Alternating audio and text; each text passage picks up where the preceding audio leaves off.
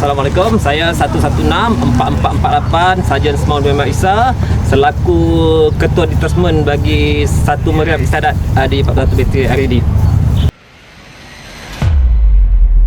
Peranan Kumpulan Meriam pada pagi ini adalah menyediakan 21 das tembakan kepada Seri Paduka Baginda yang di Tuan Agong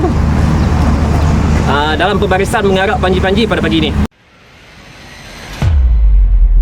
Aspek paling penting dalam tembakan ini adalah ketepatan masa, kerana setiap tembakan perlu sempurna, perlu tepat dan sempurna dengan pembarisan yang dijalankan. Latihan dan persiapan untuk tembakan ini tidak terlalu lama, kerana kami adalah salah satu pasukan tembakan kehormatan dan ia adalah satu rutin bagi pasukan kami.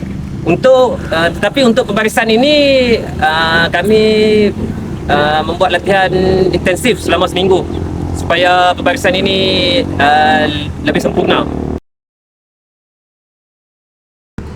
Kenapa 21 das tembakan dilepaskan? Kerana bermulanya pada zaman dahulu setiap kapal yang berlabuh di pelabuhan setiap negara perlu mengosongkan meriam tanda keamanan.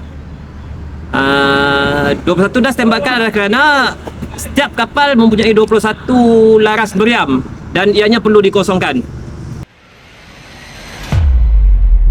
Harapan saya agar tembakan kehormatan artileri untuk istiadat ini dijalankan dengan sempurna, dan saya menyeru agar seluruh rakyat Malaysia menyaksikan siaran langsung pembarisan ini pada 7 pagi 5 Jun di RTM 1.